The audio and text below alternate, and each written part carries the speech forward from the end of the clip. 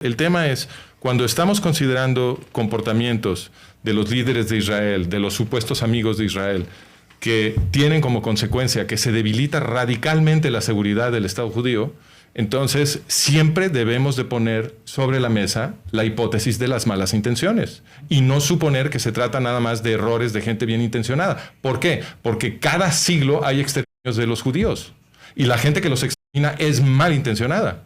Y la gente malintencionada que tiene mucho poder, con ese poder puede corromper a la gente que gobierna en Israel. Eso es posible, no es imposible.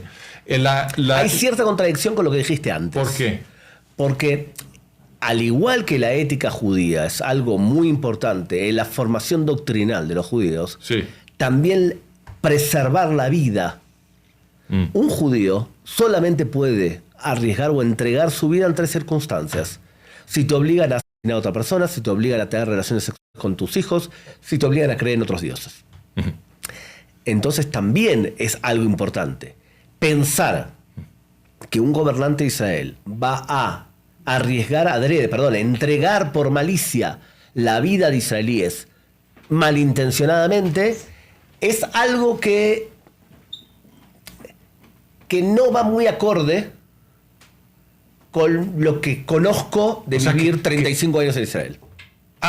Ok, entonces ya no te acuerdas del acuerdo de Oslo.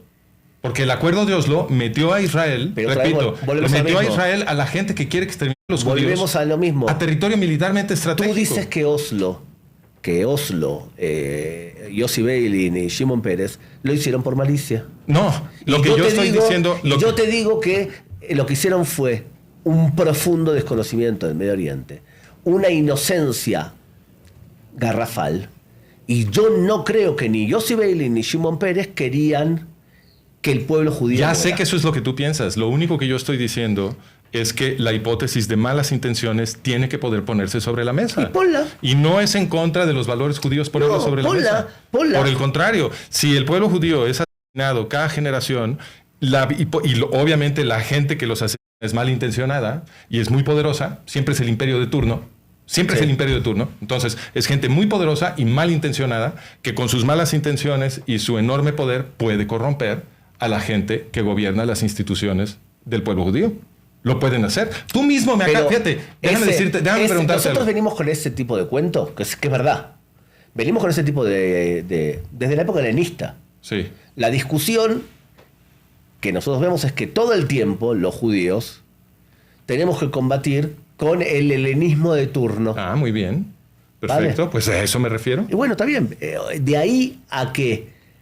gobernar... Para situar a nuestros escuchas, estás haciendo referencia, de hecho, al libro de los Macabeos, a la historia de Hanukkah. Por ejemplo. Porque la historia de Hanukkah narra un genocidio de los greco-macedonios contra los judíos. Los greco-macedonios son de la cultura helénica.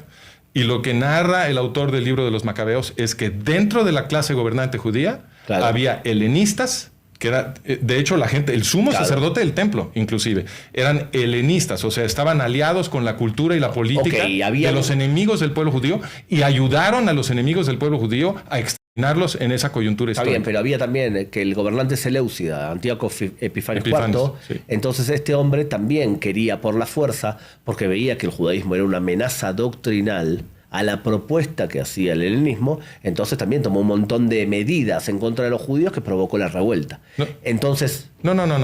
Sí, lo que sucedió... Lo que provoca la revuelta fue medidas que hicieron los seleucidas. No, pero, a ver, momento, pero eso es al margen de lo que yo quiero discutir aquí, perdón.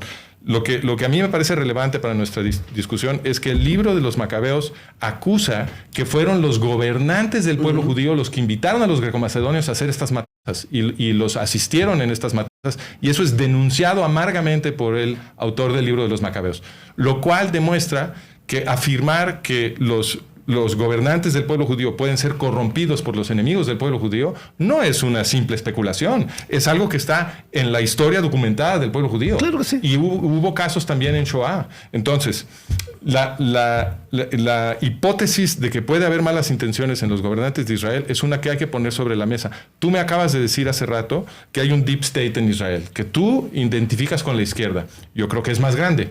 Pero no, fíjate nada más lo que me dijiste. Me dijiste que ese deep state controla a los jueces, controla a los altos mandos de No, los... no es que lo controla. Bueno, perfecto.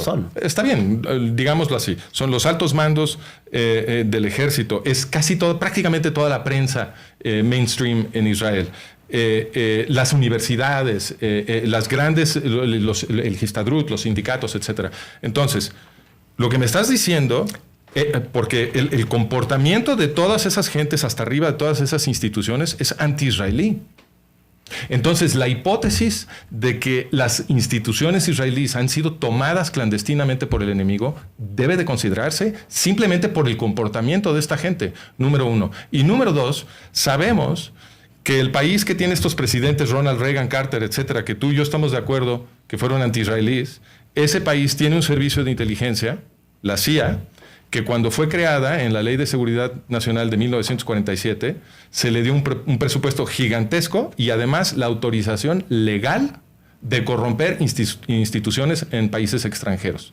La CIA solamente tiene prohibida, en teoría, hacer eso en Estados Unidos, pero en el extranjero tiene autorización legal de corromper clandestinamente las instituciones militares, mediáticas, políticas, financieras, etcétera, de países extranjeros. Entonces, si el comportamiento de Estados Unidos, porque Estados Unidos es el que presionó porque entrara el papá de Irán, OLP Fatah, a territorio militarmente estratégico de Israel. Eso lo organizó Estados Unidos. Eso fue un ataque contra Israel.